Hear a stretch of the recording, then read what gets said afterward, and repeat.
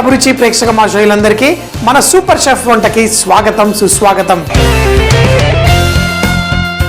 మరి ఈరోజు మీకోసం చక్కగా మొక్కజొన్న పిండి కూడా కాదు, నిజంగా మొక్కజొన్న రవ్వతో మనం చక్కగా దోశ చేసుకుందాం. మొక్కజొన్న రవ్వతో పాటు కొంచెం బియ్య పిండి, కొంచెం మైదా పిండి వేసి మన ఈ మొక్కజొన్న రవ్వ దోశ తింటుంటే భలేగా మజా వస్తుంది. మీ అందరికీ తెలుసు, మొక్కజొన్న పిండితోటి మనం ఎన్నో ఐటమ్స్ చేసుకుంటూ ఉంటాం. ముఖ్యంగా మిస్సి రోటీ చాలా చాలా ఫేమస్. విదేశాలలో కూడా ఈ మొక్కజొన్నతోటి రకరకాల బ్రెడ్స్ కూడా చేసుకుంటారు.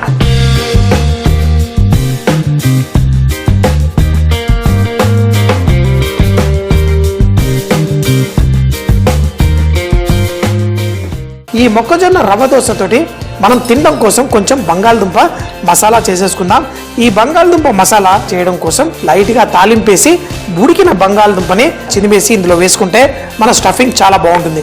సో నాకు ఈ బంగాళదుంప దోశ మసాలా, ఈ మసాలా మనం దేంట్లో అన్నా వాడుకోవచ్చు. పూరీలతో తినొచ్చు, మామూలు దోశలతో తినొచ్చు, ఈ రవ్వ దోశలతో తినొచ్చు. సో కొంచెం క్యారెట్ తురుము, పచ్చి బఠానీ కూడా వేసి చక్కగా చేసుకోవచ్చు.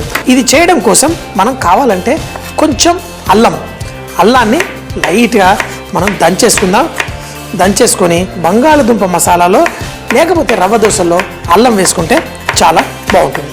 ఇప్పుడు నూనె వేడెక్కింది. మనం ఫస్ట్ ఆవాలు చిటపట్లాడిందంటే పర్ఫెక్ట్గా ఉంటుంది. దీంట్లో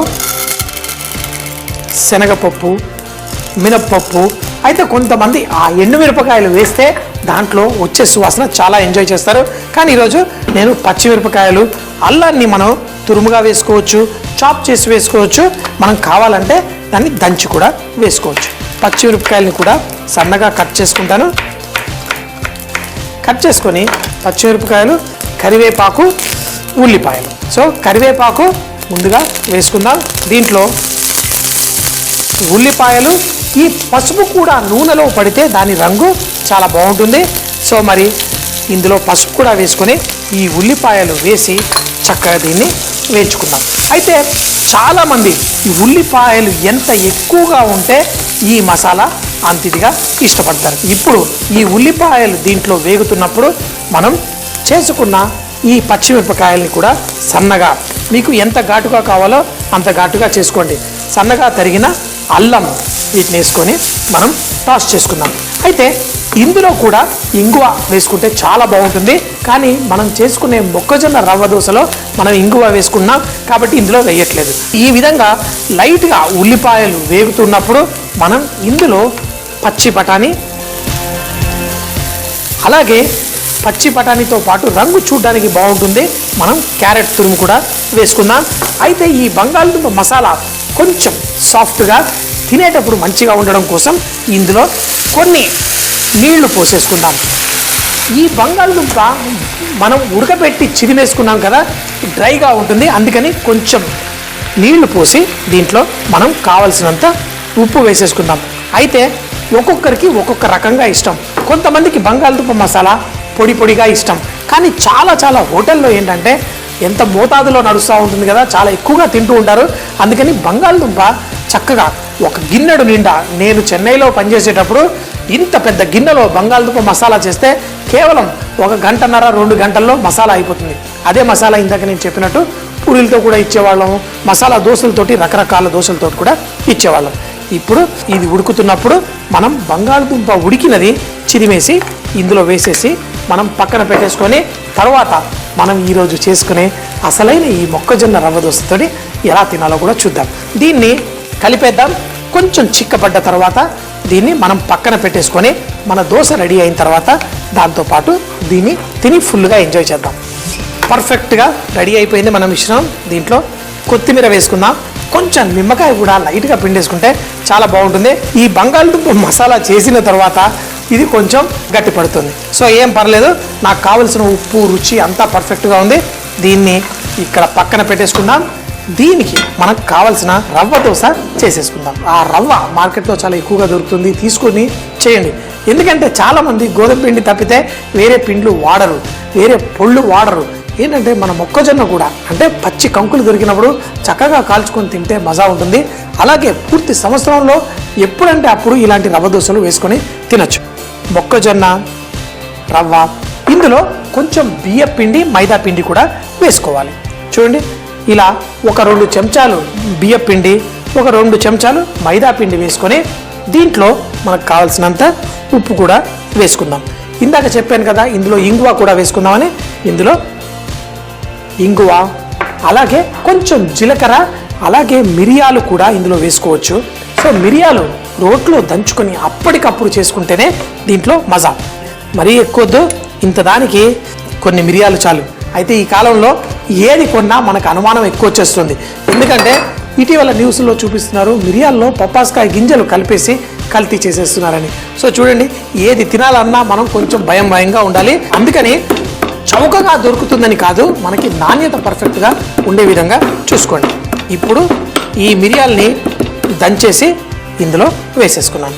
అంతేకాకుండా దోశతో మరింత రుచి రావడం కోసం బంగాళదుంప మసాలాలో ఎలాగో వేసుకున్నాను, ఇడ్లీ పొడి, కారపొడి, ఇలా గన్ పౌడర్, ఇలాంటివన్నీ రకరకాల పొళ్ళు మనం ఇడ్లీలతో, దోశలతో, ఆపాలతో తినేటివి.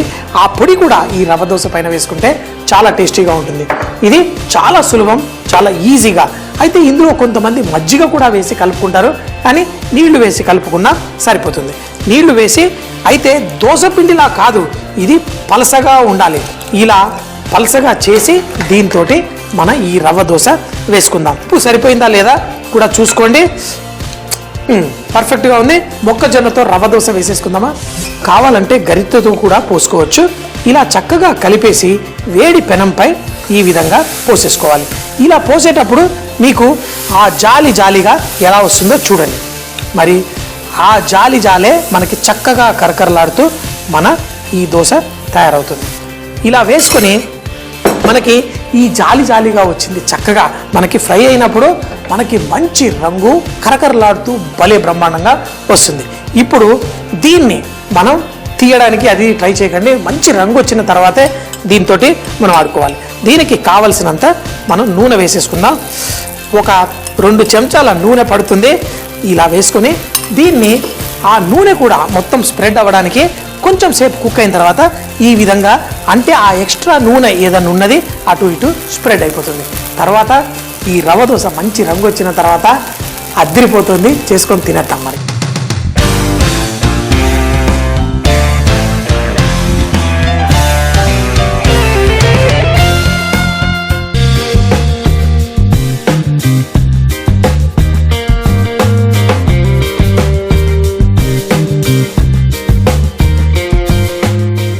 ఈ మొక్కజొన్నతో రవ్వ దోశ రెడీ అయిపోతుంది. దీంట్లో మనం ఉల్లిపాయలు వేసుకోవచ్చు, అన్ని వేసుకోవచ్చు.